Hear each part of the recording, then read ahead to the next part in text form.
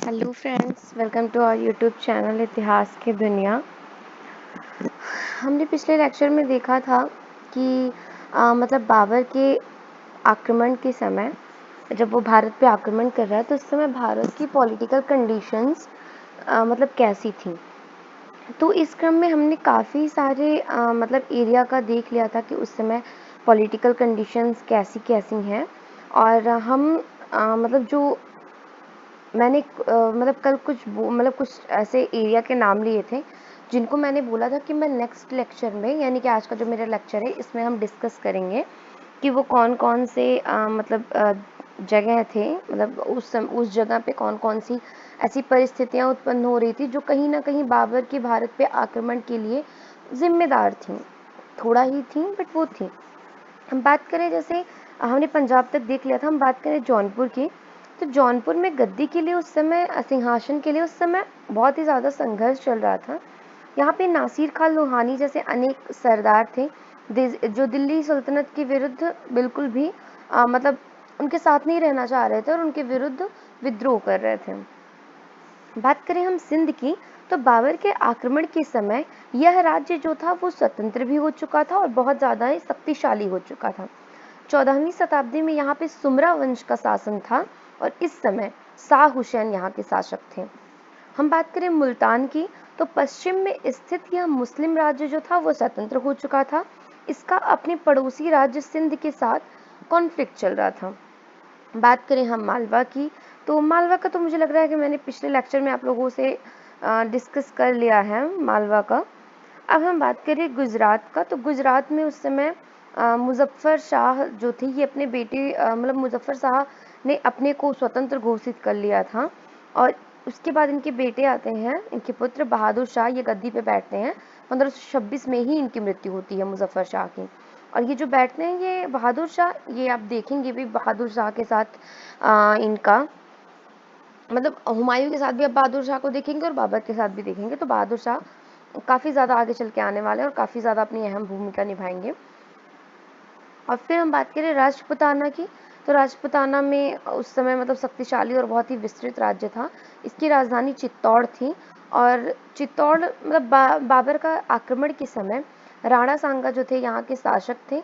यह एक महत्वाकांक्षी राजपूत शासक थे और ये हिंदू राज्य की स्थापना करना चाहते थे। और ऐसा कहा भी जाता है कि अपने उद्देश्य की पूर्ति के लिए इसने आगरे की और इब्राहिम लोदी के राज्य पर आक्रमण करने की सलाह दी थी। फिर हम बात करें खानदेश की, तो 1508 में यहाँ के शासक दाऊद की मृत्यु हो गई। इसके कारण क्या था कि जब शासक की मृत्यु हो रही तो उत्तराधिकार के लिए संघर्ष शुरू हो जाएगा। तो उत्तराधिकार के लिए संघर्ष शुरू हो गया। गुजरात की स्थिति का लाभ उठाना मतलब चाहते थे और ये जो खानदेश है, ये दिल्ली से काफ़ी ज़्यादा दूर स्थित होने के कारण क्या था कि यहाँ पे दिल्ली का कोई प्रभाव नहीं था। बात करें हम उड़ीसा की, यानी उड़ीसा की, तो यह भी हिंदुओं का एक विशाल साम्राज्य था। दिल्ली सल्तनत का इस राज्य पर कोई भी प्रभाव नहीं था उस समय। इस राज्य का संघर्ष जो था वो दक्षिण में बंगाल से और उत्तर में विजयनगर से चल रहा था, क्योंकि सीमाएं मतलब मिलती जुलती थी। और उसने मतलब इन्होंने बंगाल की सॉरी बंगाल की दक्षिणी सीमा को आगे बढ़ने नहीं दिया था। ये भी थोड़े मजबूत थे। बात करें हम कश्मीर की, तो काफी समय से यहाँ पे गृह कलह चल रहा था, यानी सिविल वॉर की स्थिति उत्पन्न हो रही थी। बाबर के आक्रमण के सही समय यहाँ पे मोहम्मद शाह का शासन चल रहा था और इनके शासनकाल में अमीरों का बहुत ज़्यादा प्रभाव बढ़ गया था। इनके मंत्री काजी चक इनको गद्दी से हटा देते हैं और खुद को स्वतंत्र घोषित कर लेते हैं। और कुछ दिनों के बाद क्या होता है कि बाबर के सैनिक इसको जीत लेते हैं और जीत तो लेते हैं, लेकिन जो मुसलमान के जो संगठन होते हैं वो इनको भगा देते हैं। बात करें हम बहमनी राज्य की, तो विजयनगर के समानांतर ही बहमनी राज्य की भी स्थापना तुगलक काल में ही हुई थी और उस समय मोहम्मद तुगलक मतलब का शासन चल रहा था। और यहाँ पे युग सुल्तानों ने शासन किया था। लेकिन इस समय इनकी राजनीतिक दशा बहुत ही ज़्यादा खराब हो चुकी थी। बहमनी राज्य जो था वो छोटे-छोटे राज्यों में बँट चुका था, जैसे कि बीजापुर, गोलकुंडा, बीदर, बरार, अहमदनगर, इस तरह से।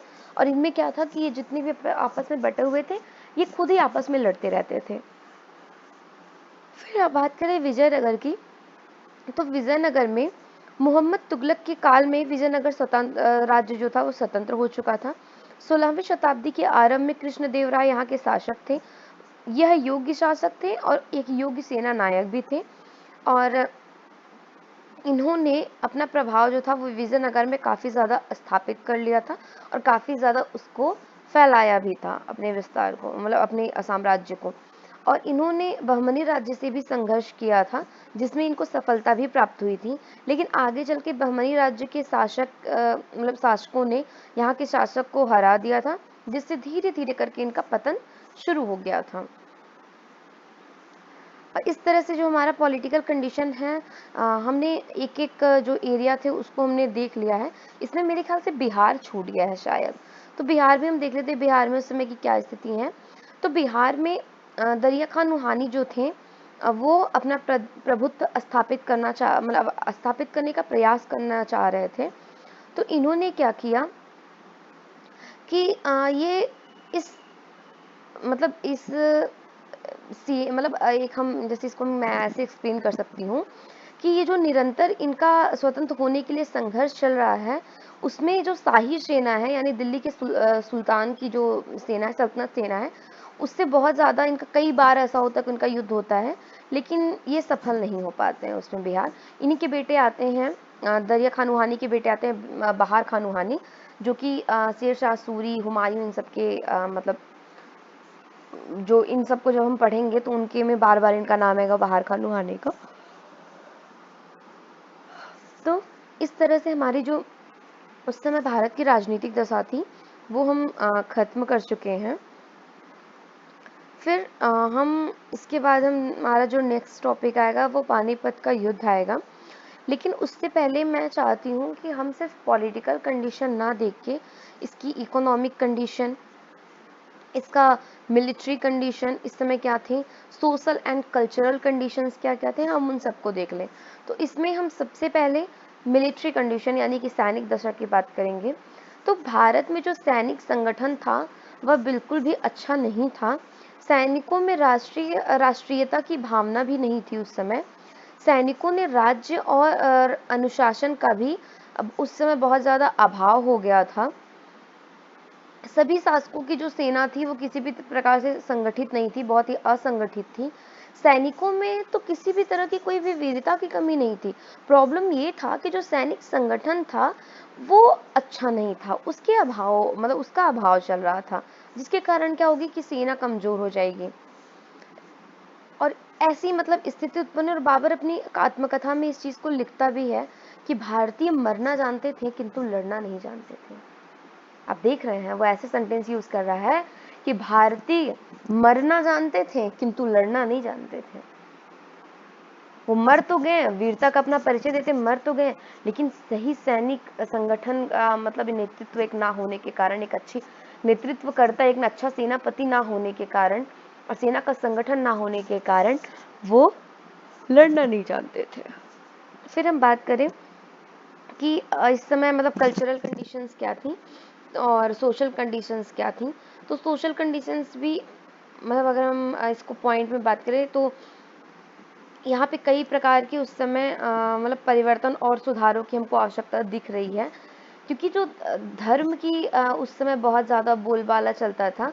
कुछ ऐसे साम्राज्य तो थे जो धर्म के नाम पे मतलब नहीं लड़ते थे एक दूसरे से, लेकिन वहीं पे कुछ जगह ऐसी भी थी जहाँ पे धर्म के नाम पे, जैसे एक हिंदू शासक है वो मुस्लिम को मतलब परेशान करने की कोशिश कर रहा है, उसको अपमानित करने की कोशिश कर रहा है। उसी तरह से एक मुस्लिम शासक है तो हिंदू को अपमानित करने की कोशिश कर रहा है। तो इस समय समाज में ऐसी स्थिति वहाँ पे उत्पन्न हुई थी। फिर लेकिन इसी में हमको दिखाई ये भी देता है कि हर जगह ऐसा नहीं था। जैसे हम दो जगह की हम बात करें, कश्मीर और बंगाल, इन दोनों जगह पे धार्मिक सहिष्णुता जो थी वो बहुत प्रखर रूप से विद्यमान थी। कश्मीर में सुल्तान जैनुल आबदीन, जिनका कार्यकाल जो है वो 1420 से है, अगर मैं सही हूँ एक बार आप लोग क्रॉस चेक कर लीजिएगा और मैं कल इसको देख लूँगी अच्छे से, तो शायद 1420 था। 1420 से 70 तक इनका शासनकाल था और इन्होंने न केवल एक निर्वासित ब्राह्मण परिवारों को ही वापस बुलाया था जो वहाँ से निर्वासित हो गए थे, बल्कि उनको अपने साम्राज्य में अच्छे पद पे भी नियुक्त किया था और इनको धर्म संबंधी पूरी स्वतंत्रता भी दे दी थी और हिंदुओं से जजिया लेना भी बंद कर दिया था। और अपने साम्राज्य में इन्होंने गौ हत्या बंद करवा दी और दरबार में संस्कृत और हिंदी के कवि भी थे, मतलब उनको भी रखना शुरू कर दिया। और इसी क्रम में एक बंगाल के शासक अलाउद्दीन हुसैन शाह का नाम आता है, जिनका कार्यकाल 1493 से 1518 है।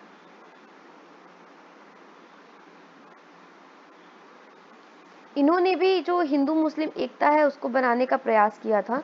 इनके पुत्र हैं नसीरुद्दीन नुसरत शाह, ये बांग्ला साहित्य का बहुत बड़े संरक्षक थे और हिंदू विद्वानों की को मतलब आंतरिक मतलब जो अपनी आंतरिक हृदय है उससे बहुत ज़्यादा सम्मान उनको देते थे।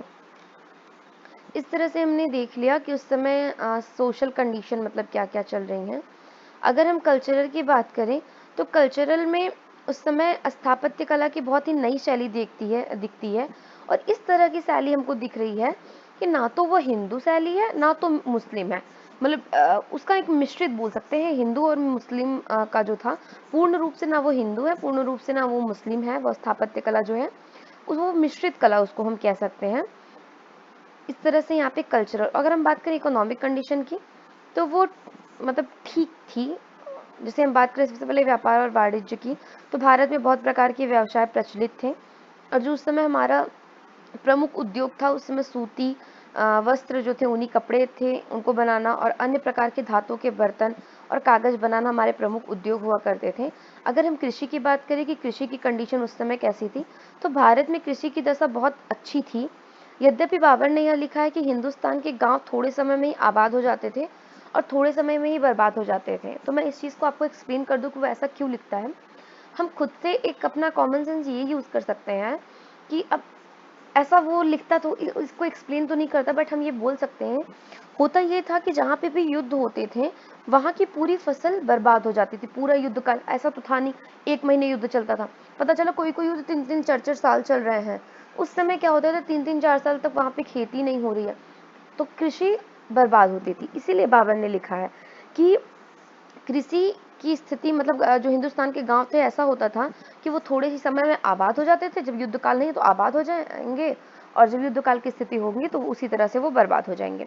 बात करें हम उनके आर्थिक स्तर की, तो आर्थिक स्तर काफ़ी मतलब अच्छा था, आर्थिक स्थिति भी काफ़ी अच्छी थी। उच्च वर्ग और मध्यम वर्ग के लोग जो थे वो बहुत ही संपन्न थे और संपन्न थे तो विलासी भी थे।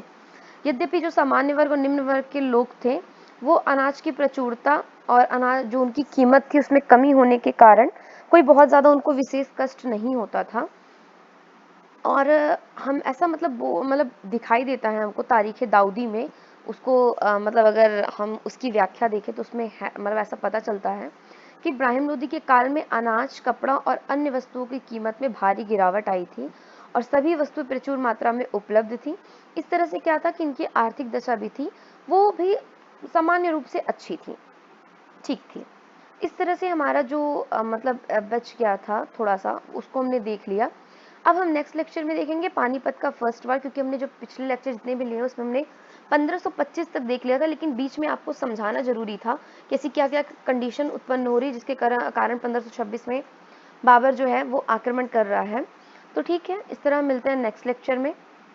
नेक्स्ट लेक्चर में हम पानीपत के युद्ध का वर्णन करेंगे और अगर आपको पानीपत का युद्ध बहुत ही अच्छे से समझना हो, एक्सप्लेन करना हो, प्लीज़ आप लोग चैनल को सब्सक्राइब कर लीजिए ताकि जैसे ही नेक्स्ट लेक्चर आए आपको नोटिफिकेशन तुरंत मिल जाए और आप लेक्चर को देख सकें। थैंक यू सो मच, मिलते हैं नेक्स्ट लेक्चर में। तब तक के लिए ख्याल रखें अपना और पढ़ाई पे फोकस करें। धन्यवाद।